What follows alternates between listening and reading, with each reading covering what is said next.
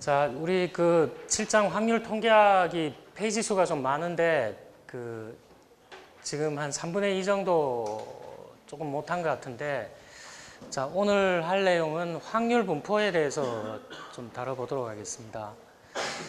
자, 우리 지난 시간에 3회 동전 던지기 시행을 했을 때 그거를 가지고 좀 응용해서 세 가지의 확률 변수를 좀 만들어 봤습니다.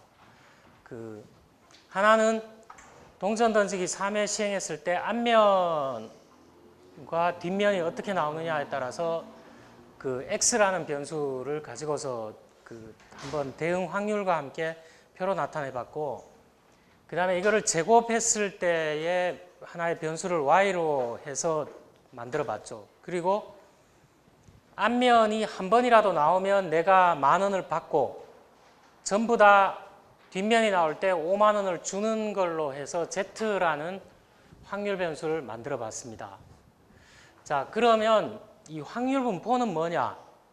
확률 분포는 결론적으로 어떤 변수가 취할 수 있는 값, 여기서는 보니까 x라는 변수를 예로 들면 0, 1, 2, 3이라는 값을 취할 수가 있죠.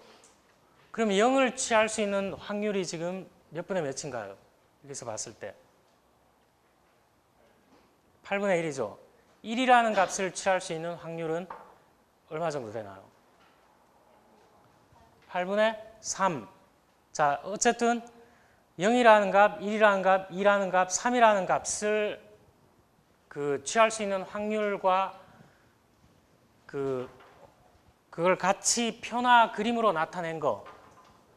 자, 표나 그림으로 x라는 변수가 취할 수 있는 값과 해당 확률을 하나의 표로 나타낸 거. 자, 이거는 x의 확률 분포라고 할 수가 있죠.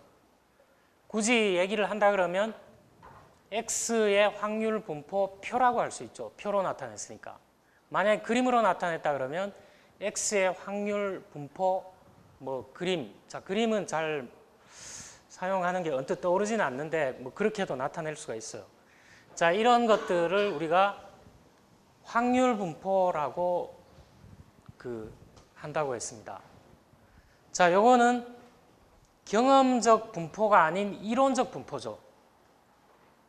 왜 그러냐? 자, x 3번 던졌을 때 앞면이 하나도 안 나오는 경우가 이론상으로는 8분의 1이지만 실제로 여러분이 동전을 던졌을 때는 이게 3번 다 제로인 이 확률과 다르게 나올 수는 있어요. 자, 실제 실행했을 때는 다르게 나올 수 있죠. 자, 그렇기 때문에 이거는 확률 분포라는 거는 이론적 분포입니다. 경험적 분포가 아니라. 자, 이 확률 분포를 함수로 표시한 거를 확률 함수라고 얘기를 합니다. 그래서 우리는 여기서는 확률 함수를 이렇게 구체적으로 표현은 안 했는데, 제가 이게 옛날에 제가 정리해 놓은 분포인데, 확률 분포가 가지수가 한 몇 가지 정도 될까요? 자, 우리 이제 조금 있다가 분포 얘기를 본격적으로 할 텐데, 확률 분포 저명한 사람들이 이렇게 발견한 것들 확률 분포가 제가 가지고 있는 거 보니까 한 15가지 정도 되는 것 같아요. 자, 우리가 여기서 함수로 나타내진 않았는데 이렇게 나타낼 수가 있다는 거죠. 자, 어쨌든 그거는 나올 때 한번 얘기를 해보도록 하고, 자, 확률 분포가 그러면 유형을 한번 살펴보죠. 자, 우리가 조금 전에 봤던 거는 어떤가요? 동전의 앞면이 3번 던졌을 때 나오는 횟수. 자, 0, 1, 2, 3. 자, 이거는 이산 확률 분포일까요? 연속 확률 분포일까요? 일정 범위 내에서 취할 수 있는 값이 유한한 확률 변수를 우리가 이산 확률 변수라고 할 수 있는데, 이거를 표나 그림으로 나타낸 게 이산 확률 분포가 되겠죠. 그래서 조금 전에 봤던 거는 다 카테고리라든가 유형이 이론적이긴 하지만 정해져 있죠. 취할 수 있는 값의 범위가 이산적이라고 할 수 있어요. 자, 이런 것들은 다 그 이산 확률 변수라고 할 수 있고, 그거를 표나 그림으로 나타낸 거 이산 확률 분포입니다. 자, 그런데 일정 범위 내에서 취할 수 있는 값이 무한한 확률 변수가 있죠. 자, 이런 거 한번 생각해 보죠. 학생들의 몸무게나 키. 자, 여러분이 언뜻 그 몸무게나 키 이렇게 얘기하면, 아니 학생 수가 유한한데 저게 왜 이산 확률 변수가 아니라 연속 확률 변수냐. 자, 이렇게 생각할 수 있죠. 자, 그렇게 생각할 수 있는데 그 좀 더 고민을 해봐야 되겠죠. 그 우리가 앞에서 이산 확률 변수, 연속 확률 변수는 좀 더 그 얘기를 한 적이 있는데, 주로 명목 척도나 서열 척도로 측정된 거는 이산 확률 변수하고 연결될 가능성이 높고, 그 등간 척도나 비율 척도로 측정한 것들은 연속 확률 변수하고 연결될 가능성이 높다 그랬는데, 키나 몸무게라는 거는 제로가 있죠. 제로가 그 의미가 있는 거죠. 그래서 몸무게나 키라는 거는 연속 확률 변수라고 할 수가 있습니다. 자, 이렇게 된 것들은 그 연속 확률 분포하고 연결이 될 텐데, 자, 여기서 그 여러분한테 좀 와닿지는 않는데, 자, 이거를 좀 보여주면 좋은데, 그 교재 일부 나오기는 하는데 아마 설명할 정도의 분량은 안 될 거예요. 자, 이산 확률 변수의 확률 분포를 다른 말로 뭐라고 하냐 하면 확률 질량 함수라고 얘기를 합니다. 그래서 이걸 줄여서 PMF 뭐 이렇게 얘기를 하는데, 자, 요 용어만 여러분이 좀 기억하면 되겠습니다. 자, 이거 나올 때 한번 그 설명할 기회가 있을 것 같기도 한데, 자, 장담할 수는 없는데 확률 질량 함수라고 다른 말로 표현을 합니다. 자, 이런 분포, 이산 확률 분포의 대표적인 예가 뭐가 있느냐? 이항 분포, 다항 분포. 자, 요거 조금 이따가 좀 보도록 하겠습니다. 보기 전에 이거는 이산 확률 분포라고 할 수 있구나. 자, 머리에 잠깐 두고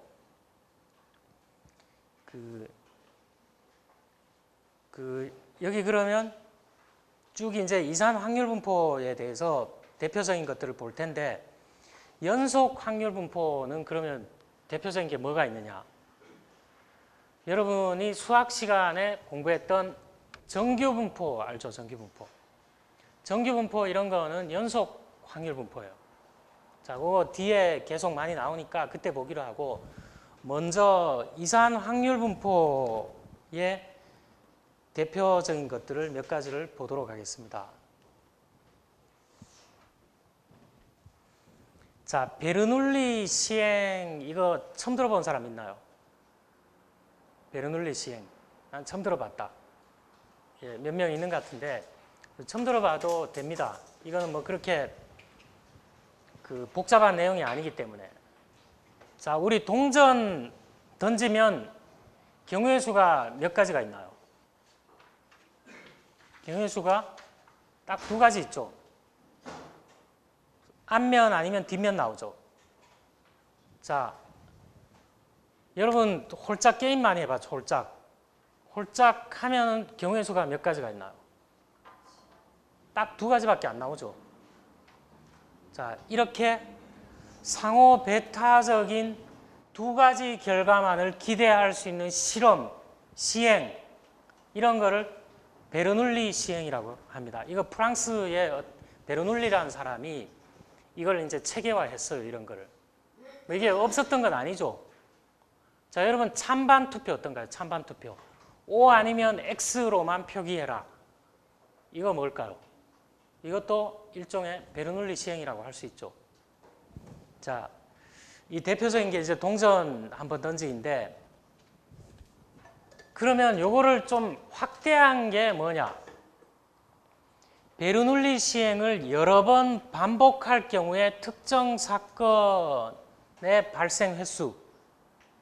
자, 여기서 동전 던지기를 한 번 했을 때의 특정 사건이 발생할 횟수 그 경우를 우리가 베르놀리 시행이라고 그랬는데, 이거를 한 번이 아니라 두 번, 세 번 했을 때에 이거를 이항 확률 변수라고 얘기를 합니다. 그래서 이 발생 횟수를 확률과 같이 표나 그림으로 표현한 게 이항 분포가 되겠죠. 이항 확률 변수의 분포가 되겠죠. 그래서 이게 너무 기니까 줄여서 이항 분포라고 얘기를 하죠. 자, 여기까지는 별 뭐 이렇게 정의니까 그렇게 뭐 복잡한 내용이 아니죠. 자, 조금만 더 진행을 차근차근 해보도록 하겠습니다. 우리 앞에서 이런 걸 했어요. 그 x라는 변수, 앞면이 발생하는 횟수, 세 번 동전 던지기를 했을 때, 자, 이렇게 했을 때 전부 다 앞면이 나오는 경우, 두 번 앞면이 나오는 경우, 세 번 있었어요. 이렇게. 총 8가지의 경우의 수가 있는데, 이 세 번 정도가 앞면이 두 번 나오는 경우죠. 그 다음에 앞면이 한 번 나오는 경우가 또 세 번 있어요. 그 다음에 앞면이 전혀 안 나오는 경우가 한 번 있는데, 자, 요거는 뭘 얘기하려고 하느냐 하면, 그 만약에 앞면이 나올 발생 확률을 P라고 표현하면 뒷면이 나올 확률은 어떻게 표현할 수 있을까요? P가 아닐 확률이죠. P가 아닐 확률인데 이걸 이렇게 나타내지 않고 두 가지 경우밖에 없기 때문에 1-P로 나타내죠. 자, 이렇게 나타냅니다. 그래서 이거를 앞면 발생 횟수를 이런 그 수학적으로 표현하기 좋도록 이렇게 그 바꿔 놓으면 앞면이 세 번 계속해서 나왔기 때문에 P가 되겠죠. 그래서 다시 쓰면 P의 세제곱이 되겠죠. 자, 앞면이 두 번 나오는 경우는 P 1-P. 자, 그러면 앞면이 한 번도 안 나오고 뒷면이 나온 경우, 이런 경우는 1-P의 3승이 되겠죠. 자, 이거는 나중에 좀 일반화하기 위해서 이런 걸 좀 보여봤습니다.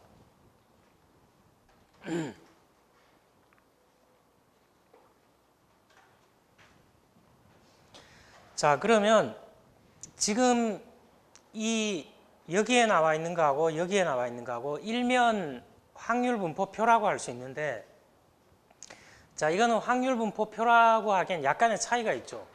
어떤 차이가 있나요? x가 취할 수 있는 값을 그냥 다 나열해 놓은 거죠. 이거는 다 나열해 놨는데, 엄밀한 정의에서 확률 분포는 뭔가요? x가 취할 수 있는 값과 대응 확률을 같이 나타내야 되죠. 그래서 이거를 한 번 더 정리하면, x 값이 0인 경우에 확률이 8분의 1이 나왔어요.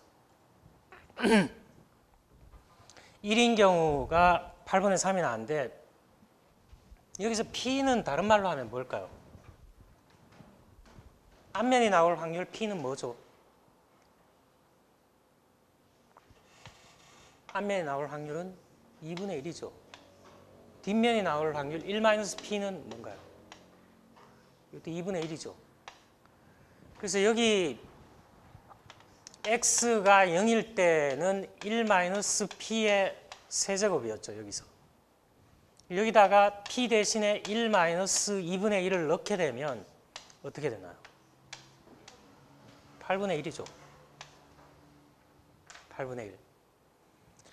자, 요거를 일반적으로 수식으로 나타내면 어떻게 될까요?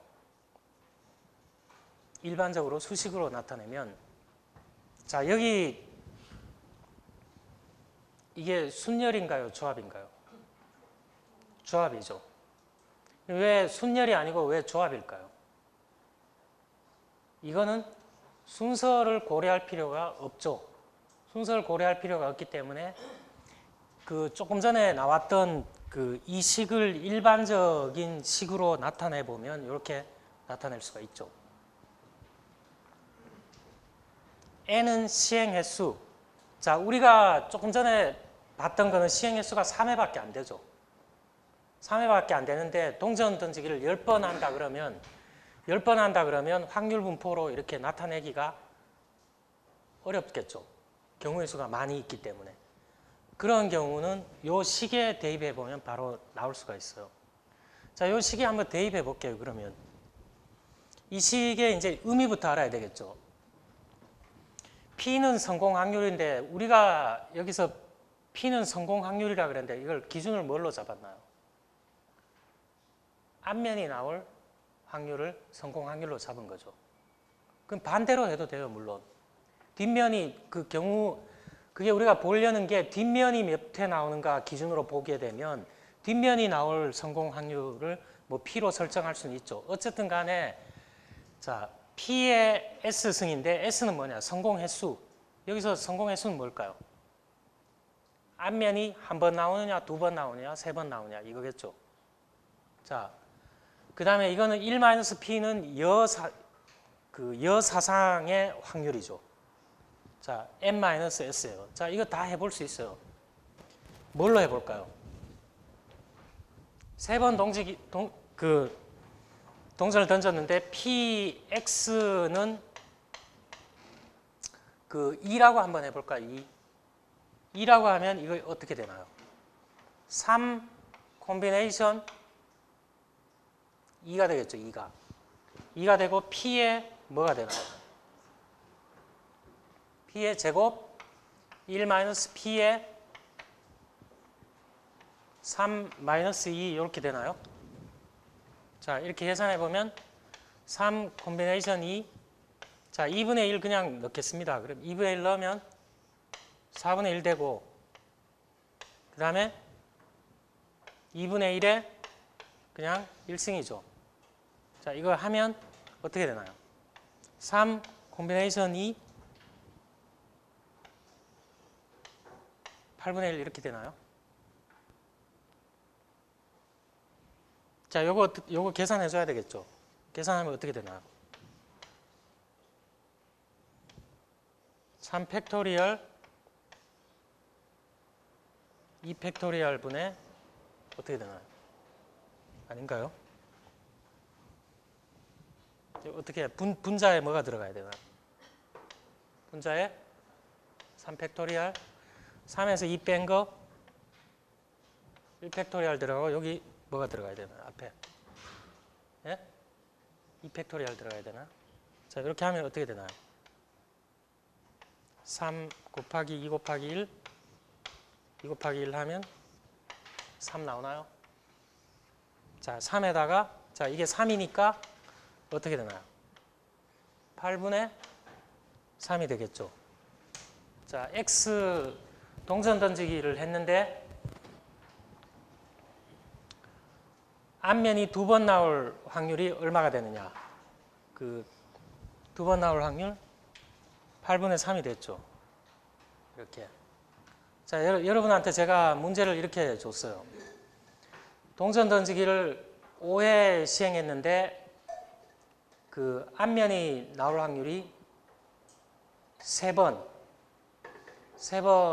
구해보라 그러면 이 식에 대입해보면 바로 나오겠죠. 자, 나옵니다. 이렇게. 이게 일반 식이에요. 그러니까. 그래서 한 3회 던지기 할 때까지는 손으로 이렇게 하면 되죠. 금방 나오는데 경우의 수를 따져서. 근데 5회, 6회 이렇게 되면 좀 복잡해지죠. 근데 그렇게 복잡하게 할 필요 없이 요 식에다가 넣으면 바로 그 계산해서 나올 수가 있다는 거죠.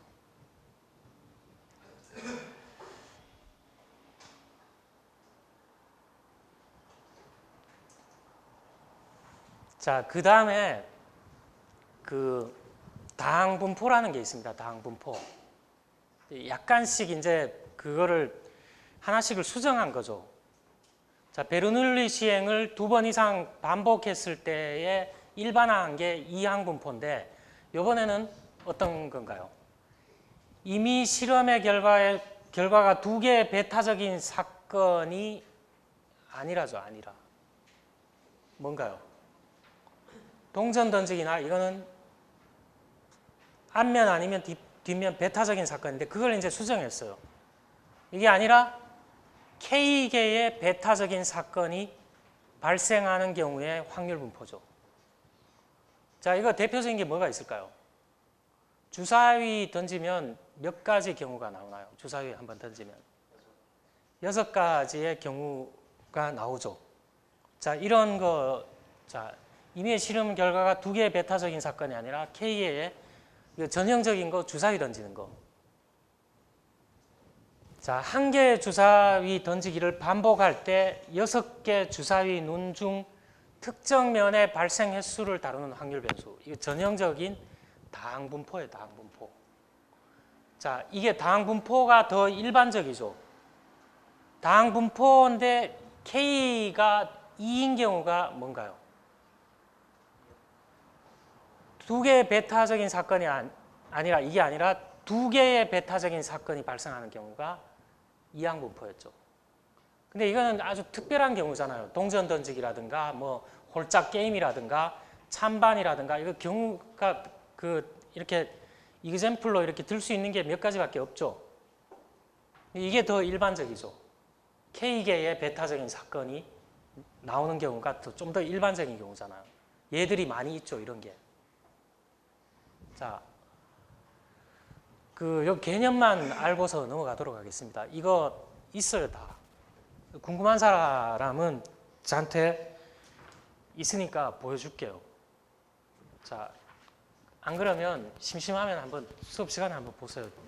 제가 보여줄 테니까. 분포가 많이 있습니다. 자, 여기서 하나 또 더 수정을 해보죠. 시행의 결과는 2개의 배타적인 사건으로 구성되지만 특정 사건의 발생 확률이 일정하지 않은 경우. 자, 이거 동전 던지기 어땠나요? 앞면 나올 확률 일정하죠. P라는 건데 여기 2분의 1 일정하잖아요. 그런데 그렇지 않은 경우가 있다는 거예요. 그 확률이 일정하지 않은 경우를 다루는 확률 분포를 초기하 분포라고 얘기를 합니다. 자, 이거 여러분 많이 해봤어요. 뭐 해봤냐? 항아리나 주머니에 흑색 돌과 백색 돌만으로 채워진 항아리가 있다, 주머니가 있다고 했을 때 비복원 추출 시에 백색 돌 추출 횟수를 다루는 확률 변수, 아니면 흑색 돌 다루는 확률 변수. 자, 비복원 추출 뭔가요?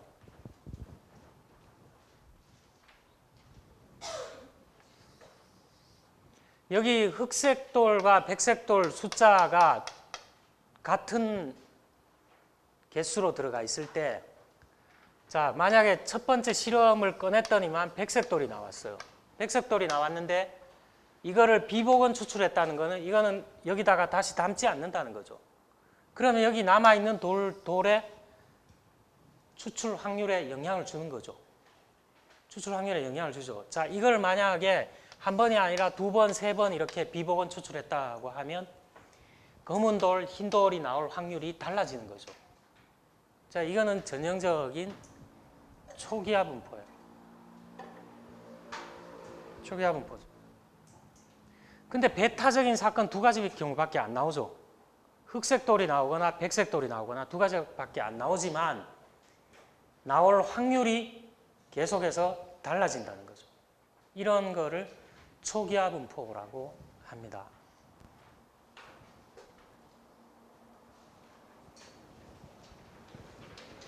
자, 그 다음에 프랑스, 여기 보니까 프랑스 사람들이, 수학자들이 많죠. 이름 딱 들어보면 프랑스 사람 같죠. 포아송. 포아송이라는 사람이 이런 현상이 없었던 건 아니죠. 이거를 수학적으로 규명을 해서 이렇게 정리를 한 사람이죠. 자, 이거는 뭐냐? 일정한 시간, 거리, 면적에서 발생하는 임의의 사건의 발생 횟수를 다루는 확률 변수의 확률 분포예요. 자, 이런 거 한번 생각해 보죠. 자, 10월 1일부터 10월 31일까지 이 건물에 승강기 있죠? 엘리베이터 있죠? 엘리베이터가 고장 나는 건수가 몇 건이 되느냐? 알 수 없죠? 확률상으로 알 수 없죠? 그런데 언뜻 드는 생각이 어떤 생각이 드나요, 여러분? 건물 내에 특정 기간에 승강기가 고장나는 횟수가 그렇게 빈번하진 않죠. 빈번하진 않는데 고장날 가능성이 있어요, 없어요? 있죠. 자, 이런 거를 다루는 거가 포화송 분포라는 거예요. 자, 이거 함수 형태로 이 포화송이라는 사람이, 자, 이거는 확률 무슨 함수라 그랬나요? 확률 밀도 함수라 그랬죠. 확률 밀도 함수. 이산 확률 분포 중에 한 종류죠. 여기까지가. 그래서 포화송이라는 사람이 수학적으로 확률 밀도 함수를 제시를 했겠죠. 이런 현상들을 다루는 분포가 있다고 제시를 했을 텐데, 자, 그 다음에 다른 예를 들어보면 특정 시간 내에 금융기관 방문 고객 수, 자, 우리 학교에 신한은행이 들어와 있는데 그 신한은행 학교 안에 지점에 3시부터 4시까지 고객이 몇 명 방문할 거냐. 이것도 어떤 특정 시간 내에서 방문 고객 수기 때문에 포화송 분포라고 할 수가 있다는 거예요.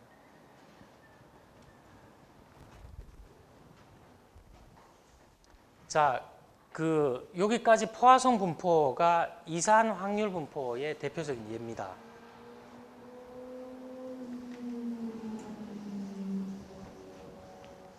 자, 여러분 책을 가지고 있으면 206페이지 잠깐 보면, 자,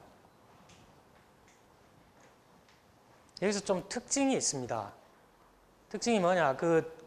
연속 확률 분포 바로 앞부분에 있는 거를 좀 얘기를 하면, 자, 이항 확률 변수의 최대값, 표본의 크기는 베르놀리 시행의 횟수와 동일하지만, 좀 생각을 해보면 그렇죠. 포화송 분포에서는 최대값 혹은 표본 크기 개념이 존재하나요? 존재하지 않나요? 일정 시간 내에 승강기 고장 건수, 표본 크기가 정해져 있지 않죠. 정해져 있지 않아요. 그게 특징이에요. 아니면 3시부터 4시까지 은행의 방문 고객 수, 자, 이런 거를 다루는 포화송 분포에서는 최대값이라든지 표본 크기 개념이 존재하지가 않는 거예요. 자, 우리가 봤던 아까 동전 던지기 3회를 했다. 그러면 표본 크기라든가 이런 게 존재하죠. 근데 여기서 예를 든 거는 표본 크기가 존재하지 않는다는 특징이 있죠. 자, 이런 걸 놓고 보면 두 분포가 많이 다른 것 같아요. 그런데 베르놀리 시행의 횟수가 굉장히 많고 성공 확률이 아주 작은 확률 함수값은 포화송 분포를 이용해서도 비슷한 값을 구할 수는 있다는 거예요. 이 분포를 가지고서. 자, 조금 전에 비슷한 값을 구할 수 있다. 이거는 그냥 한번 들은 걸로 그냥 여러분 기억하지는 않아도 됩니다. 그런데 이항 확률 분포와 이 포화송 분포는 최대값이라든가 샘플 사이즈라든가 이게 다르죠, 좀. 그런 특성을 가지고 있다는 것은 좀 기억을 할 필요가 있겠죠. 자, 여기까지가 이산 확률 분포였고, 그러면 연속 확률 분포에는 어떤 것들이 있냐? 여러분이 정규 분포라든가 혹시 T 분포 뭔지 아는 사람 있나요? T 분포. 자, 뭔지 모르면 계속해서 나오기 때문에 저하고 같이 보면 되겠습니다. 자, 연속 확률 분포는 연속 확률 변수가 취할 수 있는 값과 확률을 표나 그림으로 그려놓은 게 연속 확률 분포겠죠. 자, 이거는 다른 말로 확률 밀도 함수라고 얘기를 합니다. 그래서 아까 이산 확률 분포는 확률 뭐라 그랬나요? 질량 함수라는 별칭을 가지고 있는 데 비해서 연속 확률 분포는 확률 밀도 함수라는 별칭을 가지고 있어요. PDF. Probability Density Function이라는 별칭을 가지고 있어요. 자, 여기 이런 정규분포, T분포 이거를 수학적으로 확률 밀도 함수로 다 나타낼 수가 있겠죠. 자, 어떤 특정의 분포를 얘기를 하고 있기 때문에. 자, 그거는 제가 이렇게 유인물 이렇게 여러분 보라고 한 데 보면 그런 표기가 돼 있을 거예요. 자, 여기서는 그건 좀 복잡하니까 다루지 않도록 하겠습니다. 자, 대표적인 거 한번 보도록 하겠습니다. 자, 우리 정규분포는 대칭 분포냐 비대칭 분포냐 했을 때 좌우가 종 모양으로 매끄럽게 연결되어 있는 좌우 대칭 형태의 분포라고 알고 있죠. 그래서 여기에서는 중앙값이 동시에 평균값이라는 것을 알고 있어요. 그래서 확률 변수 값에 대응하는 확률이 중앙값에서 제일 크죠. 자, 그리고 평균에서 자, 이걸 그림으로 한번 나타내서 얘기를 해보죠. 여기가 중앙값이면서 평균 개념이었죠. 그리고 좌우가 대칭이에요. 그리고 여기가 빈도가 나타날 확률 변수가 취할 수 있는 값이 제일 크다는 거죠. 평균에서 위쪽이나 아래쪽으로 멀어질수록 해당 확률이 낮아지는 거죠. 자, 여러분 이거 이 특정 지점에서의 이 확률 변수가 취할 수 있는 값을 구하면 뭐가 될까요? 제로죠, 제로. 제로고 우리는 어떤 특정 지점에서의 취할 수 있는 값은 제로예요, 제로. 그걸 우리는 알 수가 엄밀하게 얘기하면 그게 무의미하다는 거예요. 그래서 어떤 구간에 들어갈 확률 이것만 의미가 있다는 거죠. 여기서부터 여기까지 얼마의 확률을 가지느냐. 왜 그런가요? 지금 연속 확률 변수를 따지기 때문에 그런 얘기를 하는 거죠. 자, 해당 확률이 낮아지는 형태의 종 모양의 분포인데, 자, 이걸 수식으로 나타내 보면 이렇게 나타낼 수가 있습니다. 자, y라는 거는 함수 형태로 나타낸 거예요. fx. 확률 변수 값 xi에 대응하는 분포 곡선의 높이를 이렇게 얘기를 한 거예요. 그래서 이거는 확률 밀도 함수 값이죠. 수학적으로 이렇게 정의를 해볼 수가 있어요. 뭐 파이도 들어가 있고 자연 대수 상수값도 들어가 있죠. 자, 이거 E는 2.7173 뭐 이렇게 숫자로 표현을 할 수가 있어요. 자, 이 엄밀하게 이렇게 수학적으로 이런 값을 만족시키는 분포가 있을까요, 없을까요? 사회 현상에서 정확하게 이런 함수값을 가지는 분포 곡선이 있을까요, 없을까요? 우리가 일반적으로 얘기하는 현상에는 엄밀하게 수학적으로 만족하는 게 없다고 볼 수가 있겠죠. 여기에 가까운 건 있겠죠. 가까운 건 있지만 100% 수학적으로 이렇게 딱 떨어지는 거는 없다는 거죠. 그래서 여러분이 정규 분포를 가정한다 뭐 이렇게 얘기하는 거는 근사치를 얘기하는 거예요. 자, 근사치를 얘기하는데, 자, 엄밀하게 얘기하면 이산 확률 분포에서는 하나의 확률 변수 값에 대응하는 확률을 구할 수는 있어요. 그렇지만, 자, 이산 확률 분포에서는 구할 수 있지만 연속 확률 분포에서는 구할 수가 없죠. 없고, 다만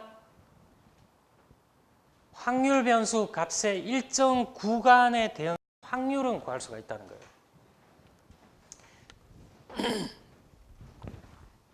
자, 여러분 여기 A부터 B 구간의 확률이 어떻게 되느냐? 이거 뭘로 구할 수가 있었나요? 뭘로 구할 수가 있었죠? 적분이죠, 적분. A부터 B까지 어떤 함수 값에 뭐 구하는 거, 이거 적분 개념이잖아요. 그래서 굳이 얘기하면 일정 구간에 대응하는 확률은 구할 수가 있죠. 자, 여기서 이제 적분 개념은 안 나와요. 근데 그 연결되니까 제가 잠깐 언급을 한 거고.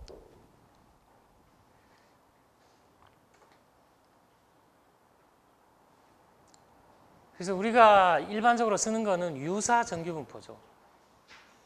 유사 정규분포인데, 유사 정규분포는 뭐냐? 정규분포의 가로축은, 자, 유사라는 말 빼겠습니다, 이제. 그냥 정규분포라고 얘기를 하겠습니다. 근데 엄밀한 의미에서는 굉장히 이상적이라는 거예요. 자, 정규분포의 가로축은 확률 변수 값의 범위죠. 확률 변수가 취할 수 있는 값의 범위예요. 그리고 세로축은 뭐냐? 각 확률 변수 값이 발생할 확률이죠.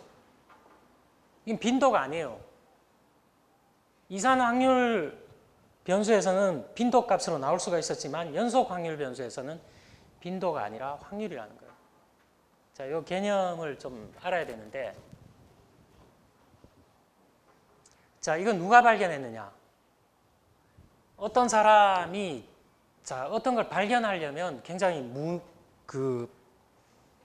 남들이 봤을 때는 그걸 왜 하고 있느냐 이렇게 오해할 수도 있는 행동을 하죠. 뭐 뉴턴이 뭐 사과나무 밑에서 계속 관찰을 했다고 하는데 일반적으로 사람들이 그렇게 하지는 않잖아요. 자, 어떤 사람이 동전을 16번 던져서 계속 던져봤어요. 16개 동전 던지기 반복 시행을 해봤다는 거죠. 근데 16번 정도 하니까 뭐를 발견했을까요? 16번 정도 동전 던지기 해보니까 앞면이 몇 번 정도 나오더라는 거예요. 앞면이 8번, 9번 정도 나오더라는 거예요. 그걸 발견한 거예요. 그래서 여기서 착안해서 발견한 게 정규분포라고 할 수 있습니다. 자, 우연히 발생하는 현상, 사건의 특성을 측정하면 결과가 정규분포를 형성함이 18세기경에 밝혀졌다는 거예요. 자, 근데 이거는 엄밀한 의미에서 정규분포일까요? 아니에요. 그건 수학적으로 딱 하나밖에 없잖아요. 그렇게 수학적으로 설명이 돼야 되는데 그게 아니라 유사 정규분포를 발견했다는 거죠. 자, 이거 그림으로 나타내면 이렇죠.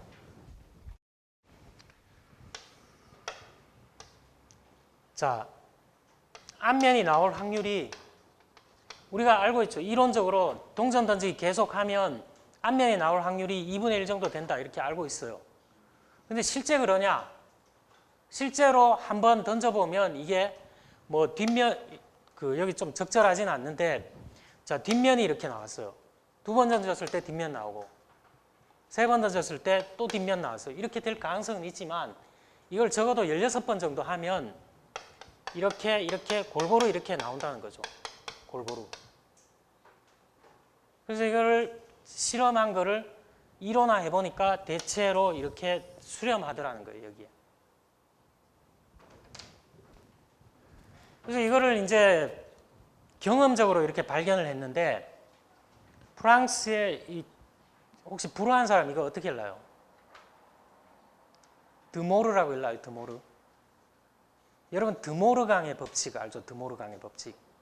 잘 생각은 안 나지만 드모르강의 법칙 들어본 적 있죠? 그거를 발견한 사람인 것 같은데 이 사람이 정규분포 곡선의 공식을 수학적으로 유도해냈다는 거예요. 이걸 유도해냈다는 거죠. 이런 거를 유도해냈는데 자, 그 다음에 벨기에 사람, 이 사람이 정규분포를 여러 사회 현상 설명에 적용했다는 거예요. 자, 우리가 중요한 거는 이거를 발견한 사람도 중요하지만 자, 수학적으로는 따로 놀고 현상 이렇게 응용해서 설명을 못한다 이러면 별 의미가 없을 수도 있죠, 이런 거. 근데 이 사람도 뛰어난 사람이죠. 이 발견한 거를 사회 현상에 적용해 보니까 굉장히 많은 시사점들을 얻어냈다는 거죠. 자, 이게 정규분포의 어떻게 보면 역사라고 할 수가 있습니다.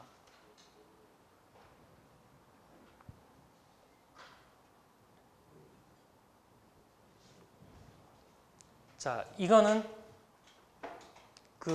발견한 거죠. 동전 던지기를 16번 정도 했더니만 평균 중앙값 최빈치를 중심으로 이렇게 매끄럽게 이어지는 곡선 형태가 되더라는 거죠. 비록 몇 번 안 했을 때는 뒷면이 왕창 나오거나 앞면이 왕창 나오거나 이럴 수 있지만 16번 정도 실험을 하면 이런 형태의 모양이 나온다는 거죠. 자, 여기 세로축이 빈도기 때문에 이건 엄밀한 의미에서는 이산 확률 분포를 그려놓은 거죠. 연속 확률 분포 곡선을 그려놓은 건 아니에요, 이건. 이 동전 던지기를 한 걸 그려놨기 때문에. 자, 정규분포가 왜 중요하냐? 고전적인 통계적 추론의 기초를 제공한다 그랬는데, 자,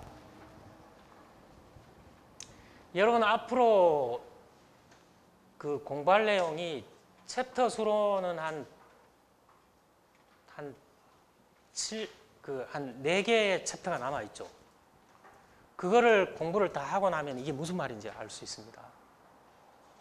지금은 좀 막연할 것 같아요. 통계적 추론, 고전적 통계적 추론, 이게 뭔가요, 우리가 하려고 하는 목표죠, 목표. 자, 여러분, 통계적 추론하는 게 무슨 통계학이라고요? 추측 통계학, 추론 통계학이잖아요. 우리가 궁극적으로 하려는 건 이거잖아요.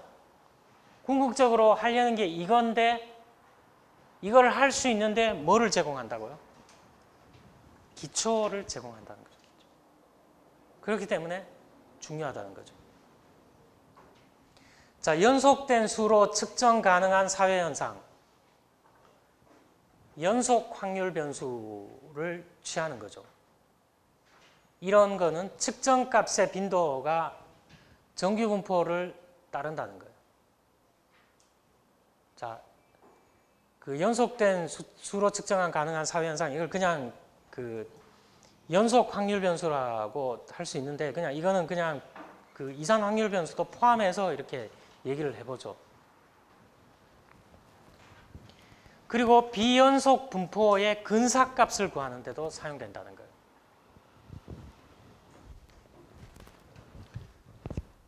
자, 동전 던지기 한 7회, 8회 하다 보면 분포가 이런 모습을 그릴 수도 있고 이런 모습을 그릴 수도 있어요. 그런데 시행 횟수가 점점 반복되면 이렇게 기울어져 있던 게 점점 이렇게 변한다는 거죠. 이렇게 변해서 이렇게 근사하게 정규분포에 근사하더라는 거예요. 시행 횟수가 자꾸 반복되면 반복될수록 정규분포에 근사한다는 거죠. 그래서 비연속 분포는 대개 어떤 경우냐? 샘플 사이즈가 작을 때는 정규분포하고 좀 다른 모습을 보일 가능성이 많죠. 그런데 샘플 사이즈가 점점 커지게 되면 정규분포에 근사한다는 거예요. 근사한다는 것은 정규분포의 성질을 그대로 이용할 수가 있다는 거죠. 우리가 추론하는데 정규분포의 성질을 이용할 수 있다는 거예요. 그래서 우리 한번 그런 얘기를 했는데 제가 표본을 구해서 이게 30개보다 크냐 작냐, 그래서 이거를 대표본이다, 이거를 소표본이다, 뭐 이런 얘기를 했었죠. 이럴 때는, 소표본일 때는 정규분포의 특성을 사용할 수가 없겠죠. 모양이 좀 다르기 때문에. 그런데 샘플 사이즈가 30개 이상 이렇게 되면 정규분포의 특성을 가정할 수가 있고 모집단 전체를 추론할 수가 있다는 거예요. 자, 이런 성질을 가지기 때문에 정규분포가 중요성을 가지고 있다는 거죠.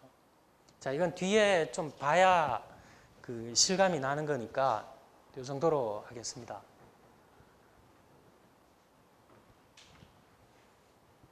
자, 정규분포 특징은 좌우로 대칭입니다. 세 종류의 대표값이 일치합니다. 그리고 이걸 그림으로 나타내 보면 혹시 재무시간에 이거 비슷한 그림 봤죠, 여러분? 재무시간에 평균을 중심으로 마이너스 1 표준 편차, 플러스 1 표준 편차 사이에 들어올 확률이 얼마가 되느냐? 68% 정도 됩니다. 그리고 마이너스 2시그마부터 플러스 2시그마까지 하게 되면 95% 정도가 여기 들어오게 됩니다. 자, 이거는 그런 의미를 나타낸 거예요. 좌우 2 표준 편차 내에는 95% 이상이 들어오게 됩니다. 그리고 좌우 3 표준 편차 내에는 99.74%가 들어오게 돼요. 그래서 여러분이 방송에 보면 출구조사 할 때 보면 5%의 오차가 있는데 1번이 될 거냐 2번이 될 거냐 이런 거 하잖아요. 그 5% 오차가 있다는 거는 요거를 기준으로 했다는 거죠. 1% 이하의 오차가 났다는 거는 요 정도를 가지고서 했다는 거죠. 그래서 이거는 뒤에 다시 하겠지만 마이너스 1시그마부터 1시그마까지 들어올 가능성, 이걸 뭐라 그러나요? 분포가 여기에 들어올 가능성, 여기에 들어올 확률이 몇 %다. 이거는 뭐라 그러나? 1 마이너스 알파라고 그러죠. 요 꼬리에 들어갈 가능성, 요 두 개 합친 거를 뭐라 그러나요? 유의 확률 알파라고 하죠.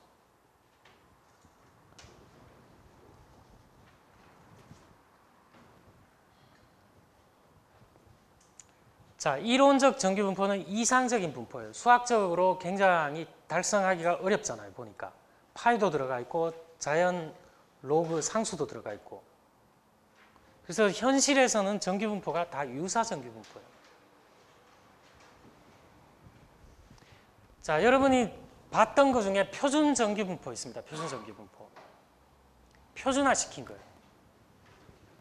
자, 표준화 시킨 건데 우리 이런 거 얘기해 봤죠.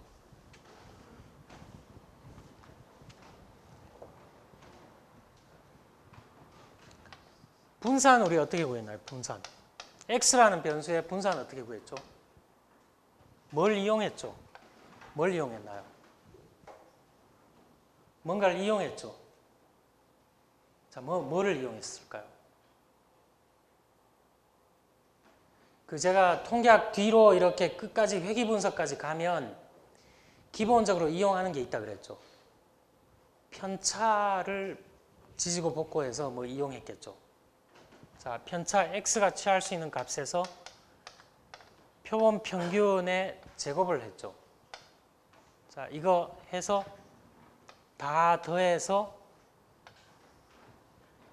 표본 숫자로 나누는 게 아니라 n-1로 나눴을 때 이거 분산 값을 구할 수 있었죠. 근데 이거는 표본에서 구했으니까 분산을 S제곱이라고 한다 그랬죠.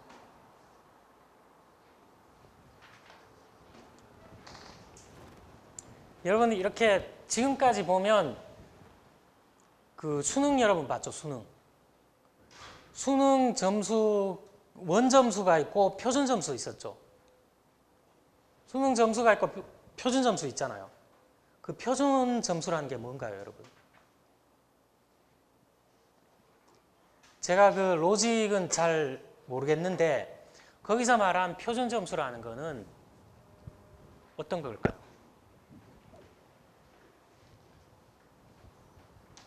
어떤 원 데이터 나온 거를 표준 편차로 나눠줬다는 거예요. 표준 편차로. 자, 구체적으로 조금씩 다르긴 하겠지만 대개 표준 편차로 나눠줬다는 거예요. 자, 이게 왜 그러냐?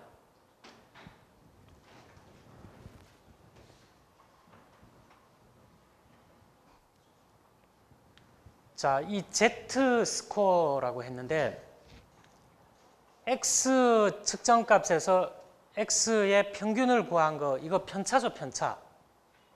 편차를 구하면 편차는 뭐에 따라서 다를까요? 자, 여기 몸무게를 구하는데 자, 1반은 킬로그램으로 구했어요. 여기 1반은 킬로그램으로 구했는데 저 2반은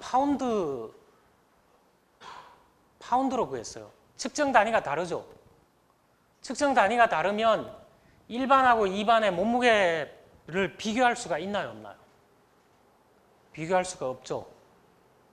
비교할 수가 없을 때는 자, 요 표준 편차로 나눠주게 되면 비교할 수가 있어요. 같이 만들어주는 거예요. 자, 킬로그램으로 구한 그 반에 어떤 편차가 있는데 편차 합이겠죠, 합. 각 편차들을 표준 편차로 나눠준 거예요. 그 반에 1반에 나눠주고 2반은 어떻게 하냐? 파운드로 구한 몸무게를 그 표준 편차로 나눠주게 되면 이 두 개를 이제 비교할 수가 있다는 거예요. 척도를 같이 만들어줬다는 거죠. 그래서 기본적으로 들어가는 게 여기 표준 편차로 표준화하는 거죠. 그래서 표준 점수다, 뭐 표준화를 했다, 뭐 이렇게 하는 거는 거기에 똑같이 비교하기 위해서 그 표준 편차로 나눠줬다는 거죠. 자, 여러분 수능 점수에 원점수, 표준 점수 있는 게 왜 있나요? 자, 어떤 학생은 사회 과목 중에 어떤 과목을 선택하면 그 난이도에 따라서 점수가 다르게 나오죠. 그럼 단순하게 자, 제가 과목은 잘 모르지만 정치 경제를 시험 친 사람하고 지리 과목을 친 사람하고 자, 이게 굉장히 어려웠어요. 굉장히 어려워서 20점 만점에 평균이 10점 나왔어요. 이 굉장히 쉬웠어요.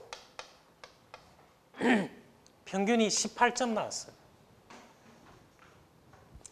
그러면 같은 사회 과목인데 여기 택한 사람이 잘 쳤냐, 여기 택한 사람이 잘 쳤냐, 이걸 단순 비교할 수 있나요? 단순 비교할 수가 없죠. 단순 비교할 수가 없잖아요. 평균값이 다르잖아요. 이거 굉장히 쉬웠고 이건 어려웠잖아요. 하나는 평균이 10점 나왔고 하나는 18점 나왔는데 단순 비교하면 어떻게 되나요? 이거 본 사람 손해죠. 난이도 조절을 잘못한 거죠, 이거. 난이도 조절을 잘못했기 때문에 맞춰줘야 되죠.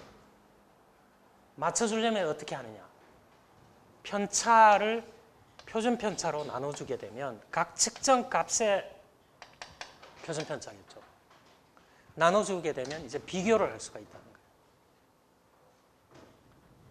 그래서 여기 표준 점수로 표준화했다는 것은 측정 단위와 상관없이 같이 비교할 수 있도록 만들어줬다는 의미를 가지고 있어요. 자, 여기 이거 증명은 제가 다음 시간에 증명을 할게요. 이게 그러면 Z라는 값이 어떻게 나왔냐? 이건 다음 시간에 하도록 하고 오늘은 계략적으로 이제 이거를 좀 이해를 해야 되잖아요. 그래서 이거 그럼 68% 안에 들어왔다, 95% 안에 들어왔다, 99% 안에 들어왔다. 이거 측정 단위에 따라서 다 틀리면은 비교를 하기가 힘들잖아요. 그래서 여기 Z라는 걸로 표준화를 하면 표준 정규 분포라 그러죠. 표준 정규 분포. 이렇게 표준화한 정규 분포는 분포가 뭐를 따르느냐? 평균이 0이고 분산이 1인 정규 분포를 따른다고 하죠. 따른다고. 그럼 여러분 궁금하잖아요. 저렇게 표준화를 하면 왜 그러면 평균이 제로가 나오느냐? 자, 이거 Z로 했으니까 이 Z가 제로가 나왔다는 거죠. 평균이. 그 다음에 분산이 뭐가 나왔다는 거예요? 1이 나왔다는 거죠. 저거를 집어넣어 보면 되겠죠. Z 대신에 뭘 집어넣나요? 저거. S분의 Xi-Xbar을 구해서 진짜로 0이 나오느냐? 그냥 Z 대신에 저거의 분산을 구하면 1이 나오느냐? 자, 표준화를 하게 되면 그 분포는 평균이 0이고 분산이 1인 분포를 따르는 표준 정규 분포가 됩니다. 그래서 여기 밑에 보면 두 가지가 쓰여 있잖아요. 밑에 있는 거는 원 측정 자료를 가지고 단위를 가지고 측정한 거고 위에 있는 건 뭔가요? 표준 정규 분포로 만들어준 거예요. 평균 0을 중심으로 분포가 분산이 1인 표준 정규 분포로 만들어줬다는 거죠. 표준화 자료, Z라는 표준화 자료죠. 밑에 있는 거는 X라는 으로 구한 거고.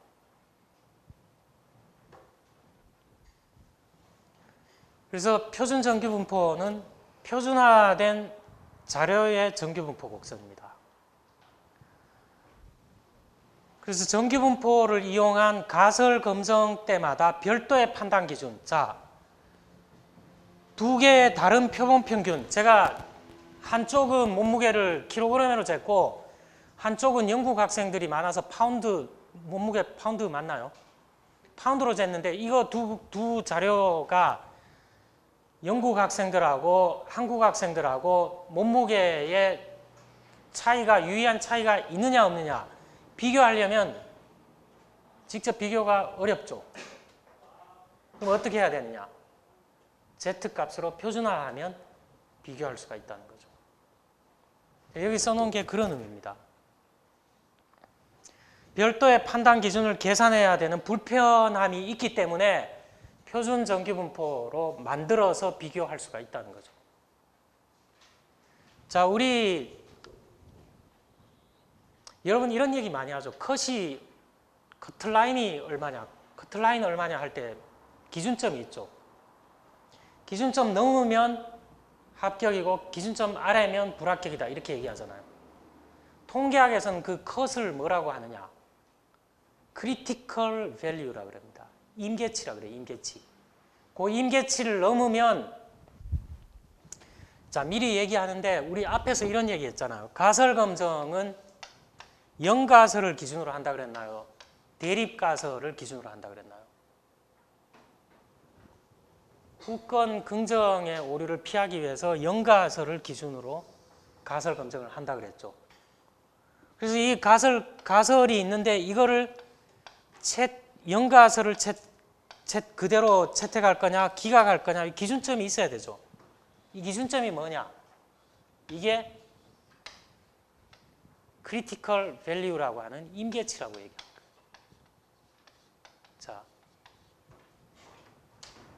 임계치를 구해야 내가 설정한 H1 가설을 받아들일 거냐? 아니다. 보수적으로 지금까지 현상이 맞다. 이렇게 판단을 할 수가 있잖아요. 근데 정규 분포를 이용한 가설 검증할 때 원자료 있는 거를 그대로 놔두게 되면 불편하다는 거죠. 일일이 다 계산해야 되니까.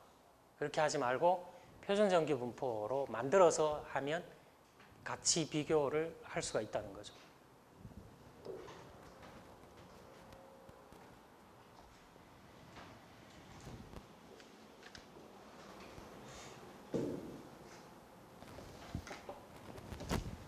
자, 그 월요일 날 하는 것보다 요것만 하고 마치도록 하겠습니다. 여기 집어넣어 보죠. 자, 이 Z인데 Z는 뭘 집어넣어야 될까요?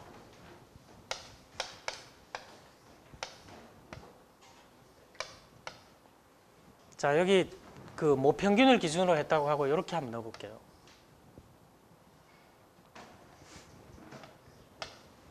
자, 요거 뭔가요? 요거 상수죠. 요거 상수죠. 어떤 숫자로 나올 수 있죠. 다만 이거는 확률 변수죠. 확률 변수. 맞나요? 그럼 여러분 이거 이 AX는 어떻게 쓸 수 있다 그랬나요? A, E, X 이렇게 쓸 수 있다 그랬나요? 이거 다시 쓰면 어떻게 될까요? 자, 이거는 S고 요거는 X 반대 그냥 편하게 이렇게 한번 해봤습니다. 그 모집단에서 구했다고 생각하고 자, 이렇게 하고 이 X 마이너스 뮤죠. 그러면 이거 다시 쓰면 어떻게 될 수 있나요? 시그마 분의 1 다시 쓰면 이 X에다가 어떤 상수의 기대값 구하면 어떻게 되나요? 어떤 상수의 기대값 구하면 그냥 나오죠. 이렇게. 맞나요? 어떤 확률 변수의 기대값은 뭔가요? 뮤죠. 뮤. 뮤 마이너스 뮤 하니까 제로가 되죠. 제로가. 제로 되나요? 자, 이렇게 나온 거예요. 그 다음에 해보세요, 여러분이. 자, 해보는데 분산 구해봐야 되겠죠. 분산 Z는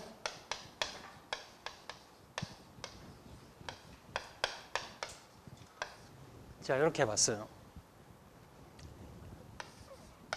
여러분 분산에 이런 성질이 있다 그랬죠. 이거 공반적 있죠. 이거 어떻게 할 수 있나요? 이거 상수 어떻게 할 수 있나요? 상수가 밖으로 나오면 어떻게 된다 그랬죠. 분산은 A 제곱 이렇게 된다 그랬나요? 자, 이거 구하면 어떻게 될까요? 시그마 제곱분의 1 베리언스 X 마이너스 뮤 되죠.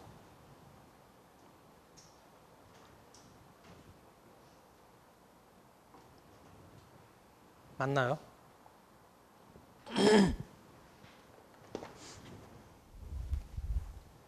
이게 뭔가요, 이게?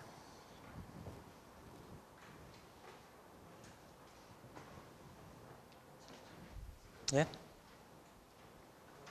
어떤 변수에서 뭐 평균 빼서 분산 취한 거 이건 뭔가요?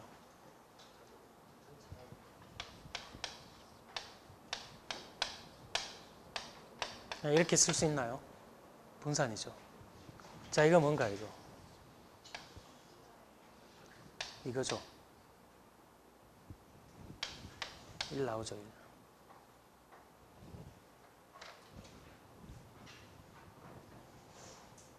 한번 해보세요, 이거. 제가 다만 바꿔 쓴 거는 이거는 표본에서 구한 표준 편차하고 이거 표본에서 구한 평균이죠. 그냥 모집단에서 구했다고 생각하고 바꿔놓은 것밖에 없죠. 자, 그거밖에 없습니다. 자, 나는 이거 귀찮다 구하는 거. 그러면 표준 정규분포는 평균이 제로고 분산이 1인 분포로 바꿔놓은 거죠. 그걸 따르는 걸로 바꿔놓은 겁니다. 자, 혹시 여기까지 질문 있나요?